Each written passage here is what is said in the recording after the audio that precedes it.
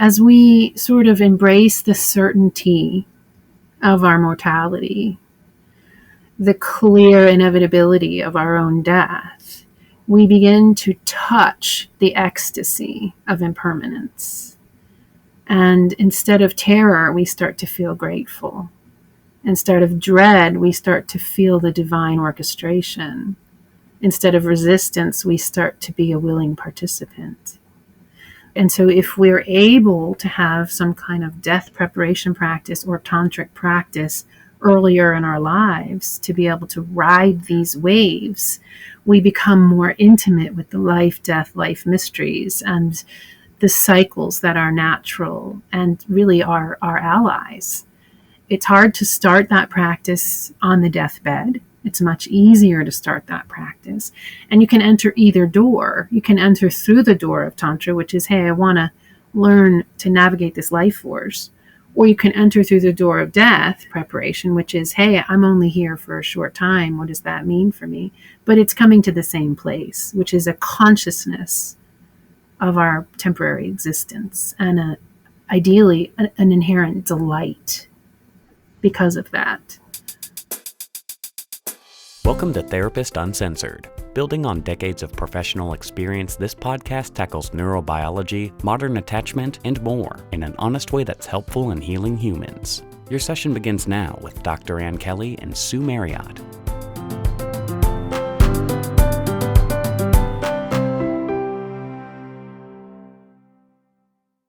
Hey, everybody. Welcome back to Therapist Uncensored. What a fun conversation and stimulating conversation that we're going to have today. Our guest is Lee Warren. And why don't we begin by just how do you describe yourself? Well, these days I've gone through many iterations, but these days I consider myself a death and tantra educator. And I'm also an end-of-life preparation coach. And so many different phases of my life have brought me here, but I'm an avid student of embodiment. It's an ongoing practice for me to get into this form, as is probably true for most of us. And so I sort of blend these practices together, this death contemplation and a deep practice of Tantra combined with my investigation of embodiment to sort of form something mystical, is how I think of it. That's wonderful. Can you say a little bit about how you got here? You said that there's quite the journey, I can imagine, but I mean, it's a really interesting place to land. Yeah. Well, I spent the majority of my adult life building sort of an alternative culture in a rural eco-village in North Carolina. And I was really drawn to eco-village living and intentional community living sort of when I came of age and looked around in the culture and thought, what is this mess? Everything's upside down and backwards. And because I have sort of a systems thinking brain, I thought, well, it's not just the banking system and it's not just the healthcare system and it's not just any one of these individual pieces. There's a systemic problem here. And I really learned early on, like, moving to a land-based intentional community was my particular way of saying, I want to do something different. So I've spent 30 years in intentional community and eco-villages, sort of cutting my teeth on sustainable agriculture and farming and natural building and learning to create governance systems and how to live with a bunch of other people, really trying to reclaim what does it mean to be in an intact, coherent culture. And one of those journeys led us down the road of caring for our own at death. And there were 6 people in our community who died within a 2-year period of time. And we had the opportunity as sort of a collective to go through the death and dying process, which was beyond a peak experience for most of us. And we had the opportunity to do that in a village, which most people don't really ever, in modern culture anyway, get a chance to experience what village life is like. And while there's a million and one ways we were not doing it well or we're still learning, we seemed to somehow do death well. We pulled together, we got closer, we worked through our differences, and we really showed up for the folks in our community who were dying. And it really transformed my life and helped me realize, in some ways, my own essence, my own brilliance internally was to be able to be present with the death and dying process and to do death in a very conscious way. And so from that experience, I started teaching end of life preparation classes and then weaving in what has been a personal path for much of my adult life, which is a tantric practice, which is how to be navigating this embodied experience through cultivating my own life force. So these two things have come together in me to be offering education in both these realms and sort of where they both intersect. Well, I definitely want to get into both of those in detail. But before we do, this idea of eco-village, it's so interesting. So many people are talking about that, especially like with the political climate and things like that. People want to unplug, people want to get closer to nature, sustainable farming, all of those things. But you've actually done it and have been part of it. And can you just say a little bit more about that? Because I know people will be interested in what are the what are your highlights and lowlights? And also just what does that exactly mean? What is an eco-village?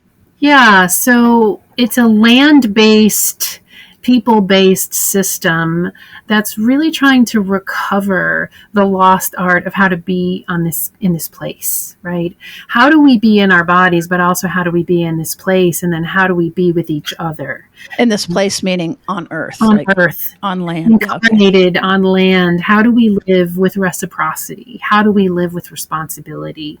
How do we live with care for the whole? We've heard this piece about the 7 generations, and many of us are urban and suburban refugees. We're so disconnected. We're so disconnected from our food, from the water, from the utilities that come to our homes. We just flip a button. And so, for us in the eco-village movement, the journey is how do we become sane and coherent and responsible stewards of this place together? And it's a very long journey because most of us don't realize how disconnected we are from sort of an integrated way of living. And it's a multi-generational project. This is not something for a quick fix or, gosh, I'm going to move to the country and have a simple life and the eco-villages have it all figured out. We are on a very long, slow journey towards something that resembles what traditional cultures have been teaching us and what we've lost in indigenous and traditional cultures. So there's eco-villages throughout the world, both in the United States as well as globally. And certainly there's indigenous and traditional cultures still living in a land-based, place-based way.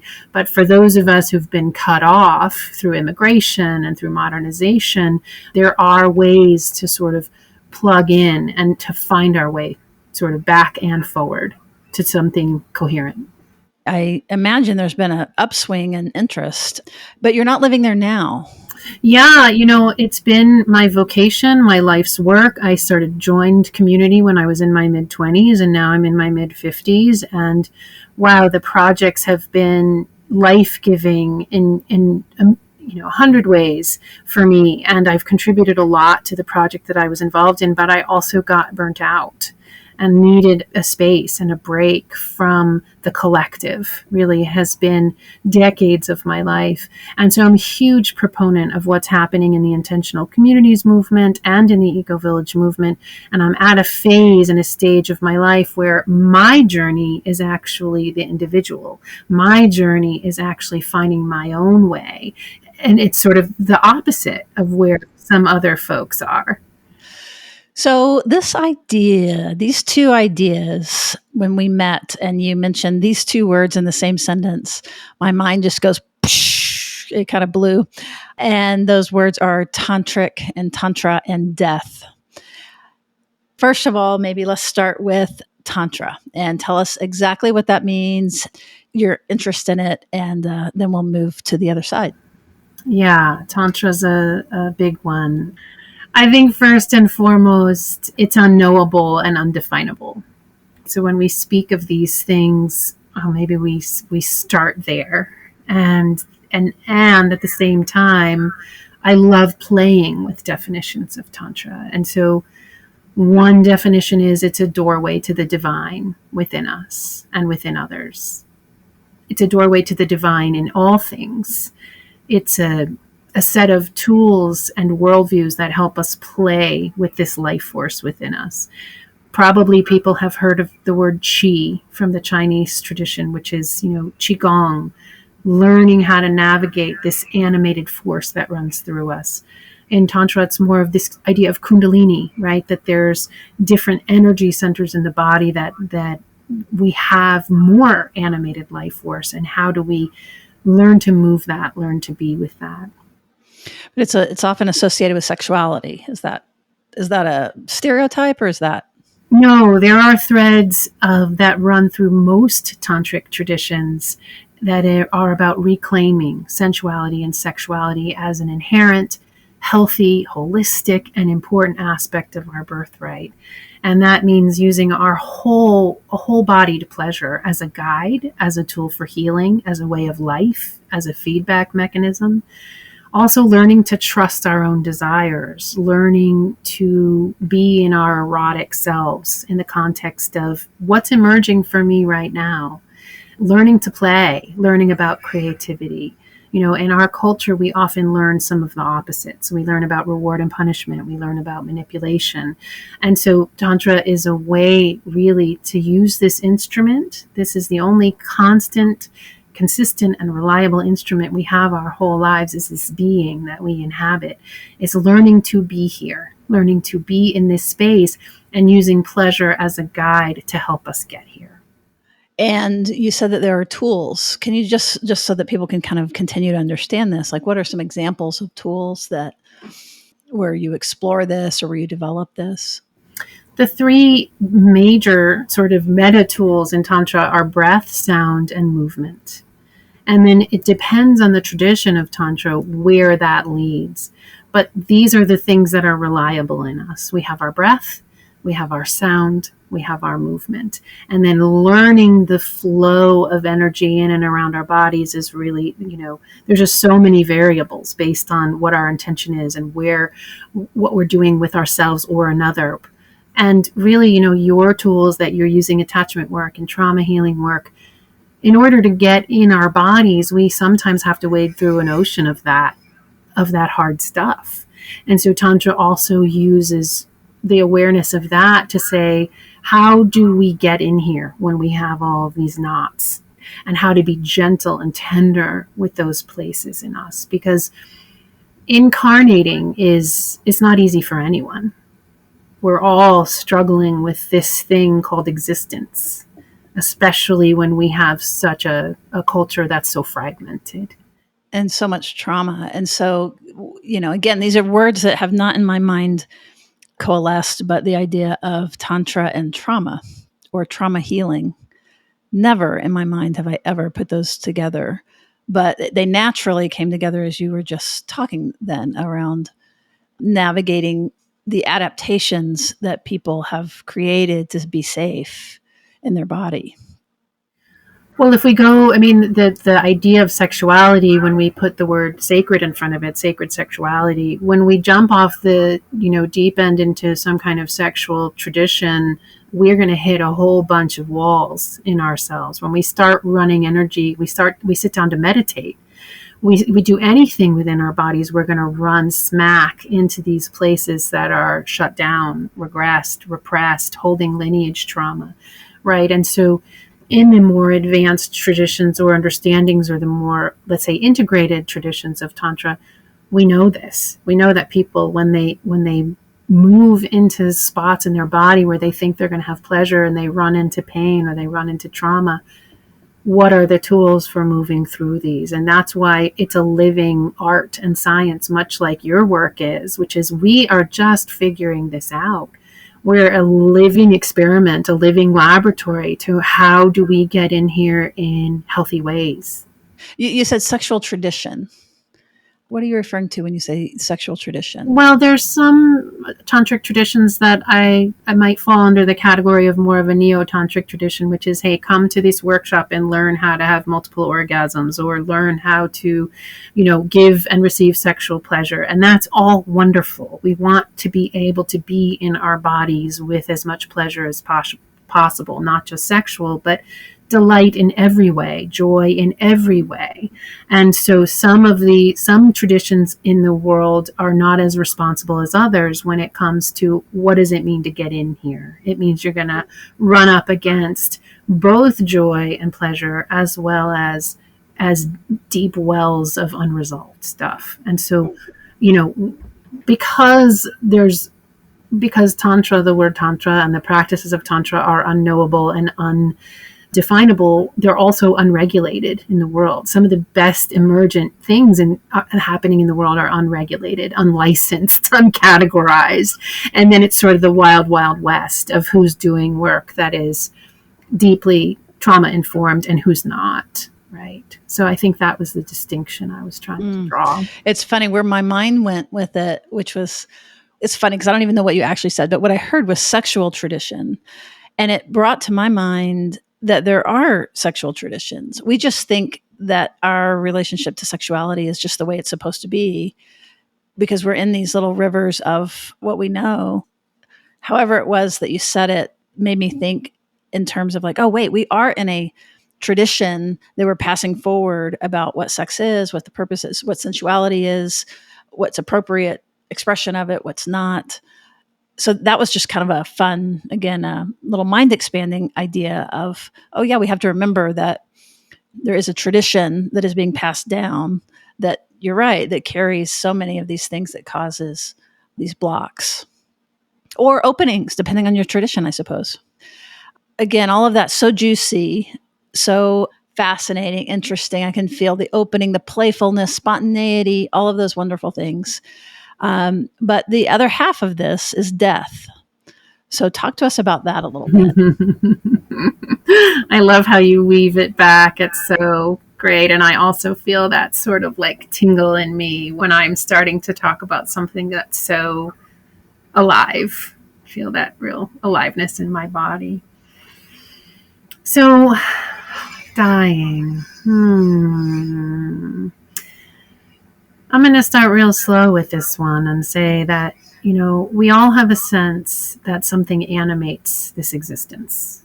And that when death happens, that animation is gone, even though the body is still here. We even have different terms for it. We call this the body. And then when the animating force is gone, we call it the corpse. And so where did the aliveness go? Right? What happened to it?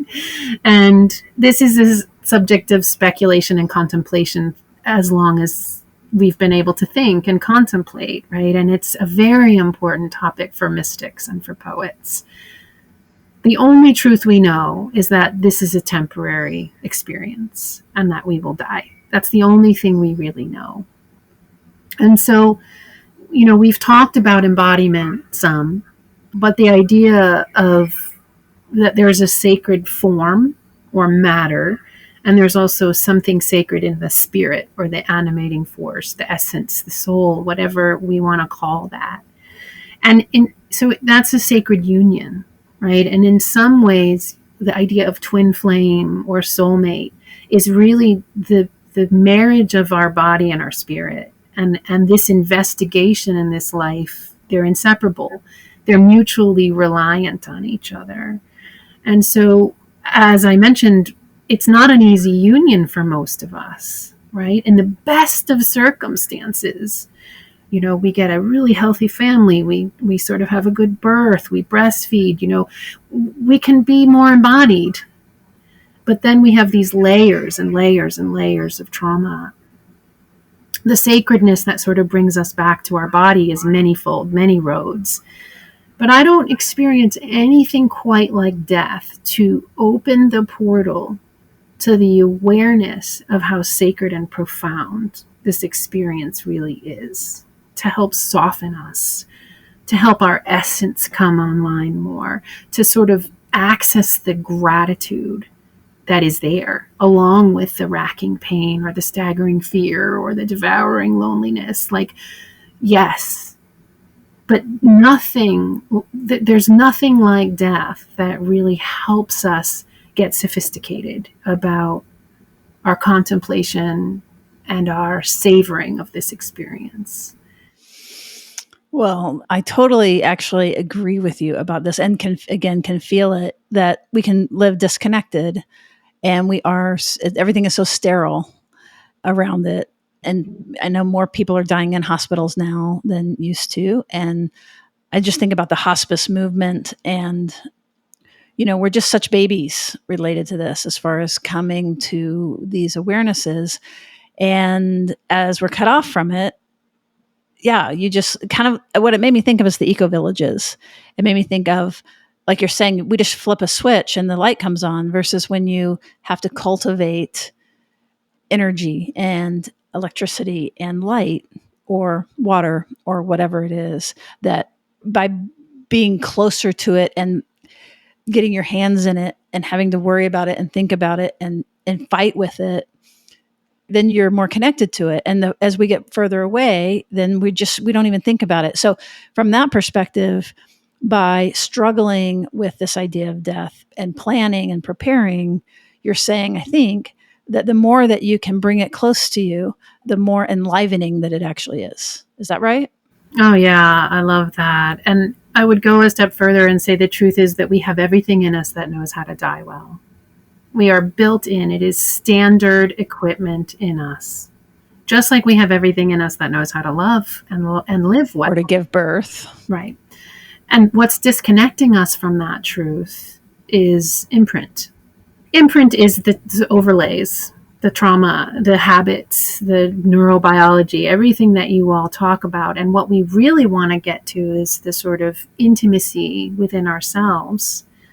Let's say, call it soul guided, that really starts to unwind in every cell, right? We talked about, like, why do we want to be embodied? Because that's where the wisdom is. That's where the knowing is. That's where the consciousness is. That's where the blueprint is for everything we need. And we may be able to escape that truth because we're distracted or we have a good enough life. But when it comes time to die and we're directionless, the answer is inside of us, right? And so it doesn't even matter how old we are or how long we have to live. The idea of becoming more embodied in order to have that guide us towards death is the only truth there is, really. Which brings us to Tantra. It goes right around. So yeah, let's go ahead and marry those now.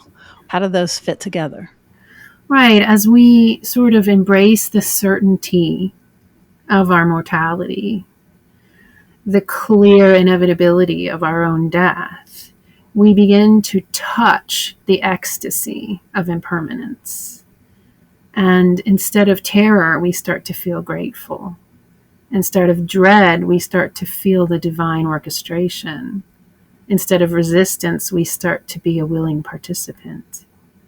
And so if we're able to have some kind of death preparation practice or tantric practice earlier in our lives to be able to ride these waves, we become more intimate with the life, death, life mysteries and the cycles that are natural and really are our allies.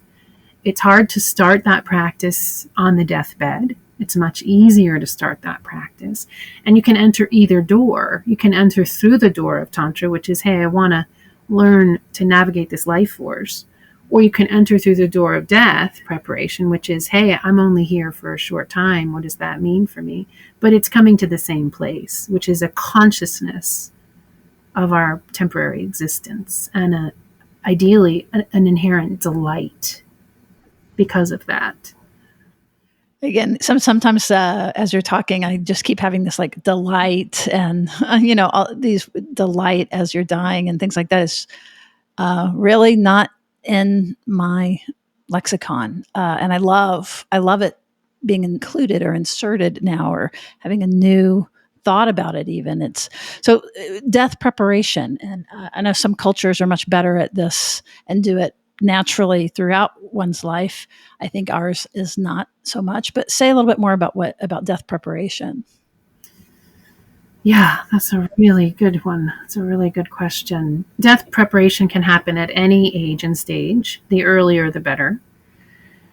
And it's about consciously engaging with this inevitability of death to help us transform our fear into acceptance and empowerment. The hurdle that we have is the level of illiteracy and denial and lack of information and negative associations with death. We, in our culture, really have it that death is the enemy. And when we do preparation, and to me, that's both external preparation and internal preparation. The external preparation is, hey, how do I get a personal, detailed, written directions, roadmap for my loved ones and myself when my time comes, right? It's an actual physical document or a set of documents that help us inform others about what we want based on our beliefs and deeply held values. So that's part of it.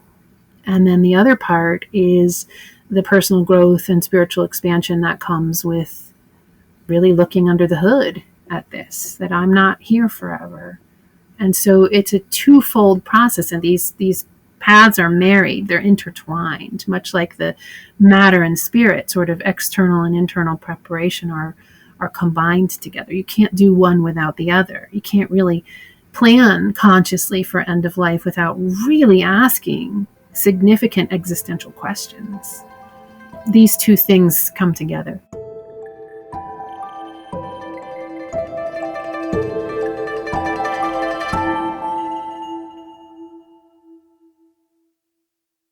So one of our new sponsors that we are excited about is Peak Tea. We are happy to be talking about Nandeka. It's the pinnacle of coffee alternatives, which are actually powered by mushrooms. Now, I really want my mental focus and my clarity to be high. Besides exercise, I really often find myself a little over-relying on tea and caffeine fixes to keep me going and keep me pumped up. Not always do the greatest effect, especially in the afternoons. But since I've replaced my morning tea fix with Peak's Nandeka, I really feel like it's such a great and healthier alternative. It's a slow release caffeine from probiotic fermented teas and mushrooms. And since I've been drinking it, it gives me much more sustained energy throughout the day. And it even, by the way, activates my metabolism. And it's delicious. Instead of my kind of boring tea bags that I brew in the morning, it's really like a creamy, indulgent, spiced hot chocolate. It's smooth. And I'm actually not a coffee drinker, even though it's a coffee alternative. It is a wonderful caffeine alternative. And I have had friends try it when they're trying to kind of lower their coffee intake, and they really love the flavor too. And I noticed that I don't get caffeine jitters or that afternoon slump, and I love that. So Peaks Nandeka provides sustainable all-day energy. It makes you feel like you're doing something good for your body. So try Peak. Get up to 20% off plus a free rechargeable frother and glass beaker when you purchase exclusively at peaklife.com. PIQUELIFE.com/TU. So you let them know that you discovered them on our podcast. That would be great support. Support for today's episode comes from OneSkin. As I've mentioned, I love having OneSkin as a sponsor of Therapists Uncensored. Anyone that knows me knows that I hang outside any chance I get, and I did so all summer. And the UV rays in Texas are actually brutal on my skin.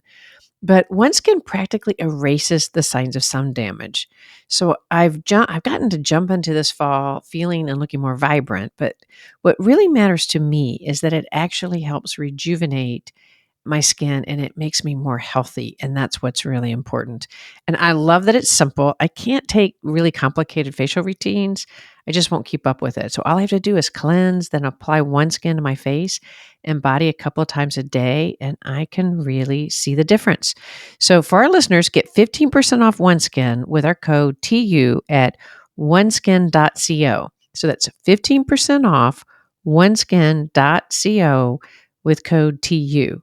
Now, after you purchase, they'll ask you where you heard about them, and please support our show and tell them that we sent you. All right, let's jump back in.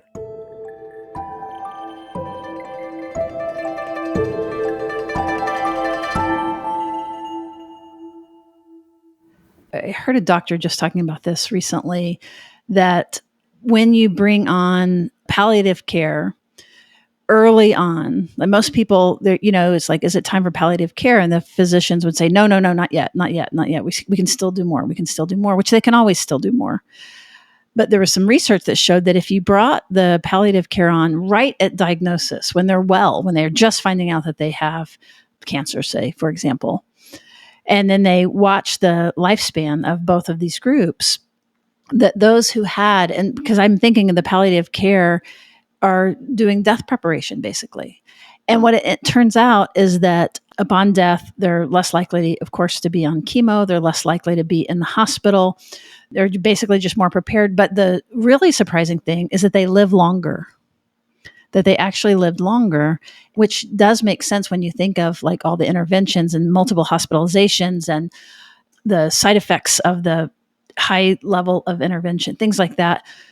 So what you're describing, I'm just sort of imagining if somebody's pushing back and it's like, wait, I want to live. I don't want to die. I don't want to be thinking about dying. I want to live, and I don't want to give up yet. So that's what came to mind. It's like, oh, this is, again, it takes you further. It makes you more alive and actually can keep you alive longer, potentially. What are your thoughts about that? Does that feel true? Absolutely. In any traditional culture, most indigenous and traditional cultures have death preparation practices that begin in childhood.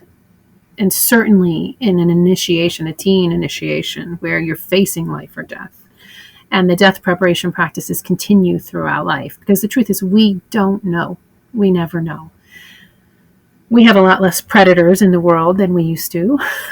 Although automobiles and other things, chronic illness are our current predators. But because we have such a death-denying culture, we have that mentality, which is, I'm not ready to look at that yet. I'm not ready. I'm going to, even though I have a diagnosis, I'm still well, and I'm not going to think about it. Which is missing the point of infusing ourselves with the idea that death is a gift, which is a direct opposite message that our culture gives us, which death is the enemy. And if we could immerse ourselves in the idea that death is a gift, we don't live any less fully. In fact, we live more fully. We live more preciousness of this very moment, the savoring, the celebration, and cultivating the actual internal characteristics and qualities that help us die, whenever that is, whether that's some kind of something in the moment, an acute situation or an accident, or whether it's a more drawn out piece. We get to enjoy our lives more because we embrace this idea that death is a gift. It's so interesting. It is just, again, death is a gift. Wow. And I can see the benefit of it. Definitely not how we've been taught. And I think about all the people that, all this idea of optimization and, how do you increase your dopamine, and how do you, and for sure there's these longevity things, how do we get our mitochondria going? And so one question comes to mind is, as you're working with someone, and this sounds so lovely and it sounds so graceful, but I imagine it's not always. And when you're saying the written document, I was interested in that. Like, what if someone wanted to make a written document that was, do everything that I want to live as long as possible. I want you to do everything, don't pull the plug on me. Please keep me alive. I could come out of it. Is there a space in death preparation for those kinds of, I don't know, hopes or values or beliefs? Fears? Yes. There's an entire spectrum of how we want to look at our end of life process, and keep me alive as long as possible is certainly one end of that spectrum. And please don't have any interventions at all is the other end of the spectrum. There's room for all of it. And my experience is that when people sit with the idea of death and sit with the idea of interventions and sit with the sort of research that's out there, they actually start to gravitate a little more towards the least amount of interventions. There's lots of reasons for that, but it has to do with, most of them are quite invasive and painful and often don't prolong quality of life.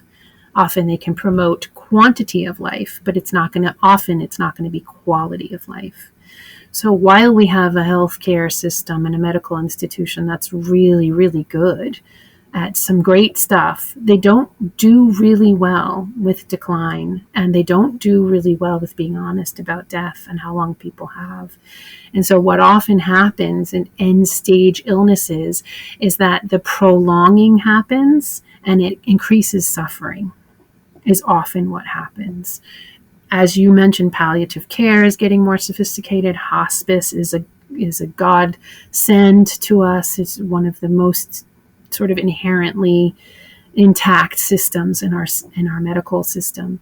But when we really start to look at death more holistically, something really opens up in us. Creativity opens up in us when we stop seeing death as the enemy and death more as the friend or the ally. Then our choices become more multidimensional. And it's not keep me alive as long as possible or end at all costs. It becomes sort of more the middle road. How do you relate to the family? Because sometimes the family is going to be in a different place than the person who's dying. How does that work for you? That is often true. And often when people go through a course of mine, for example, or work directly with me, they realize that one of the tasks ahead of them is to have hard conversations with their families. The thing that is the sort of saving grace in this case is that the families actually really want what the dying person wants. They want to know. And so a roadmap, a written, personalized, values-based roadmap serves many functions. And one of the functions it serves is as a guiding light for people who are in the circle, who may not be on the same page, but who really want to serve. The thing that dying elicits in us is a really important part of the process, which is it elicits a desire to contribute. A desire to contribute, and that the dying person has something very clearly laid out, and this is my values, and this is what I want, and I've thought about this, and I've spent time contemplating this, I've had conversations about this, and these are the important things to me. Really, it's easier for family members to get on board. Oh, I can totally see that. I can absolutely see that. Both as, two people seeing the same thing, but seeing it a little bit differently. But when it's in writing, it just becomes so concrete and it can't morph over time as you're remembering what the person said or imagining what they might say. What kinds of things are included in this document? I think of it as 3 buckets of work, 3 buckets of paperwork. The first bucket of paperwork is advanced life directives, which is what do I want to happen to me if I'm still alive, but I can't make decisions, right? Who do I want to make those? What kind of interventions do I want? Ways I want to be treated, so that's the first bucket. The second bucket is what do I want to happen to my body after I die? What are my religious or spiritual belief systems, and what are the provisions I want to make for my body, my sacred container, my sacred vessel when I'm gone? And then the third bucket of work is what do I want to happen to the things I've accumulated in this life? Whether that's assets or belongings or pets or children if they're underage, the things that I am responsible for or have accrued in this life, what happens then? So these are the 3 buckets of paperwork that really open up this dialogue. And in an ideal world, and usually this happens when folks go through my course, is that they don't delay these conversations anymore. They realize they need to have conversations with their children or their parents or their siblings or their friends. And part of the transformative process of going through a contemplation like this is you prioritize these conversations. Hey, I'm taking this class. I'm getting my affairs in order. And the first reaction from family is, oh my God, why are you talking about that? What's happening? Because we're all going to die. Right. And it does take some patience and compassion because we all start out from that fearful place. That's what our culture sort of embeds in us in a way. But these conversations, once we get through those hurdles, they can transform relationships. They can shift things. And children, loved ones would much rather know how to do something, how to go through it, than be completely clueless. Well, I love what you said about people want to do what the dying person wants. And I can see that being a stopgap. And I can also see in taking your course that it prompts people like, hey, I'm doing this thing. That's why I'm thinking about it. Like it gives a sort of, I don't know, a reason that all of a sudden, wills are being pulled out and all the things happening. So that's great. Before we wrap up, I feel like we lost the tantric part a little bit. And I want to go back there and with the idea again of the sensuality in dying or embodied dying, and just give you a little more room to say a little bit more about that, to bring those ideas back together.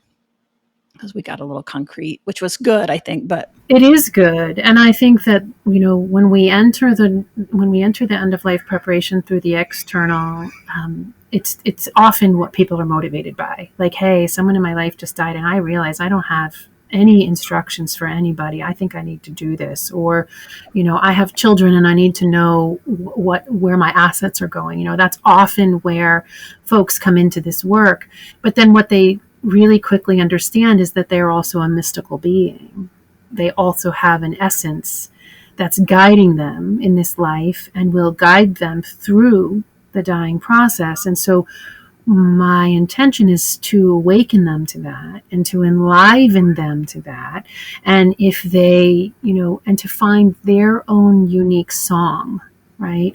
And their own unique, we do sort of what I think of as embodiment and contemplative practices that get them into the thing that's juicy for them to enjoy this existence and to sort of romance the part of them that is going to help them through the dying process, which is also inherently going to help them through life.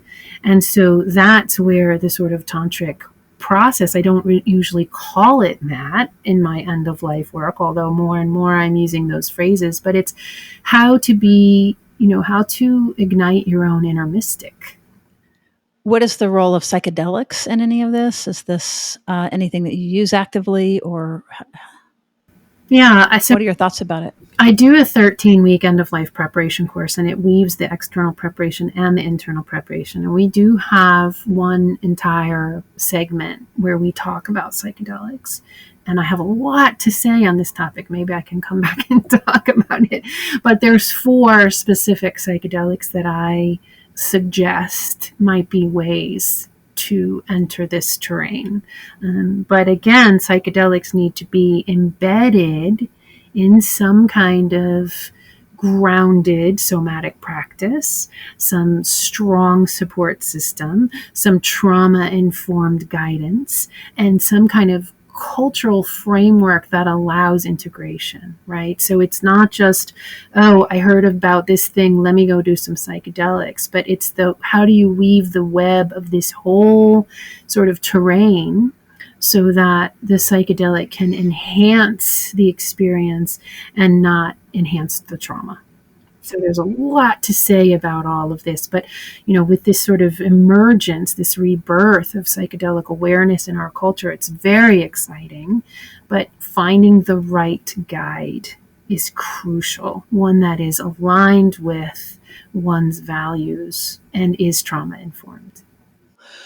And what else? What have we not gotten to, or anything else that you want to share before we begin to talk more about your course and how people can find you? Yeah, this idea that we can create heaven on earth, it's true. I don't think we're there yet. I think we have a ways to go in our evolution. Yeah, that's a quite shocking thing to say right now, given our current political climate and weather climate. So yeah, please say more. Yeah, I think that one of our tasks in this life is to find as much joy and delight in this existence as we can, in some ways as a rebellion or a revolution to what's being sort of thrown at us. Now, people are in great deals of suffering and great deals of pain, and there's no way I want to minimize that. But part of how we get caught up in suffering is the media's version of how much suffering, of the frenzy of suffering, right? We're sort of awash in how much suffering there is. And even for those moments in our lives when we are personally, our loved ones are personally in pain, how do we find access also to delight in this existence. It's a balance. And the other thing I was going to say about the heaven on earth piece is, regardless of our spiritual tradition, whether we believe in a monotheistic God or we're pantheistic, or we believe in, multiple incarnations of life, or just one, regardless of those belief systems, we come back to the truth of there is only this temporary now. And most spiritual teachers and traditions will tell us this is where to live, right? In the now. How do we live in the now? And the unifying force factor in all of this is that we all die. And so ideally, it will make us tender and open-hearted to each other, compassionate to the journey that is incarnation. And if we can come together, politics aside, if we can come together and create a more supportive, more embodied way to be here, we're going to have more for each other. We're going to have more heaven on earth. We're going to have more delight. I believe that's part of what we're being tasked to do. I love that hopeful message. And that's definitely in Ann and I's book, Secure Relating. That's kind of where we're coming from too, is that we don't want to let the automated defensiveness and division that just biologically can happen without awareness. We don't want to become comfortable with that. And we want to keep pushing to move back into this more connected state that, might have pain, but you're not going to be alone. You're not going to be isolated. You're going to be in your body, and you're going to be, so kind of what you're saying is really moving inward and being in the now. That really is kind of the point. And no matter what's happening around us, if we're able to do that, I mean, one would say, and we certainly think about this, is we have to take care of ourselves to not get flooded and disappear, or not get, again, overstimulated and disappear, but to be able to be engaged in real relationship and in real action for some of us, and real action to try to make change in the world. That this is all embodiment, and this practice is all part of that, I think. So I think that message goes really well with it. So people are listening, they want to find you, they want to hear more, they want to learn more. First, we're going to direct you to the show notes, therapistsuncensored.com. There's always good show notes on every podcast that we do. We try to fill it up with lots of good resources for you. So you will absolutely be guaranteed to find some stuff there. But if they want to reach out to you directly, how do they do that? And what will they find? Yeah, so again, my name is Lee Warren, and I'm a death and tantra educator, and my website is at queenofdeath.org. And I see myself as a steward of the Queen of Death, right? This ultimate life, death, life mystery. And so there are some free resources there. I have a 7-day free email mini course that talks about the gifts of death. How do we cultivate this awareness? So that's the place to go. Yeah. That's wonderful. And you also have a course coming up, a new course coming up. I do have a course coming up. It's a 13-week end-of-life preparation course, and it goes through both the external preparation, so getting the sort of personalized written roadmap in place that's going to guide you and your loved ones, as well as woven into all of that is sort of the mystical journey of how do we move from death is the enemy to death is a gift. That is all sort of inherently woven through the 13-week course. And, the 13 weeks is a quarter turn of the year. It's a really sacred tradition in most cultures. It's a container of transformation. And that's what this course is. It's a bit of an initiation. You start off thinking, I just want to get my paperwork done, and you end up with having a very profoundly transformed experience with the life-death life cycle. And who would this course, like if you're a 20-year-old and you're perfectly healthy, do you need a diagnosis? You're at the end of life. Who are you targeting here? Yeah, I work primarily with folks who are engaged with death in some way. Either a loved one has died or is dying, or they have a diagnosis. But also I have plenty of people who are just very interested in this topic and want guidance, a step-by-step approach and some guidance in a community to really consider these things. So any age, any stage, I have 20 20 plus, 30 plus year olds in my classes all the time, and they are a specific breed, right?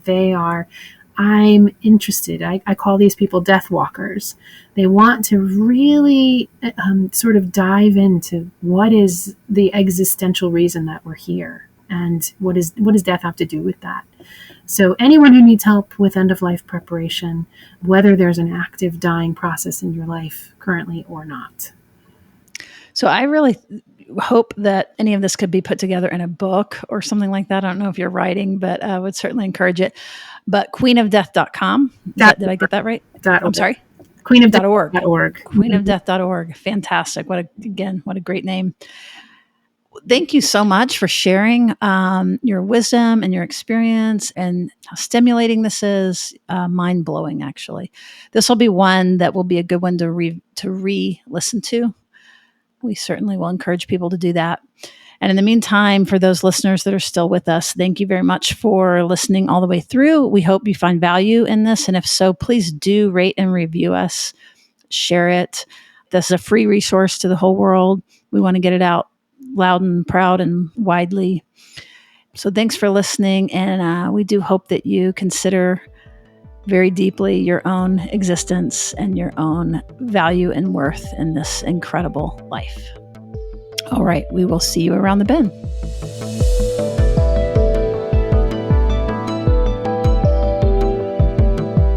Therapist Uncensored is Ann Kelly and Sue Marriott. This podcast is edited by Jack Anderson.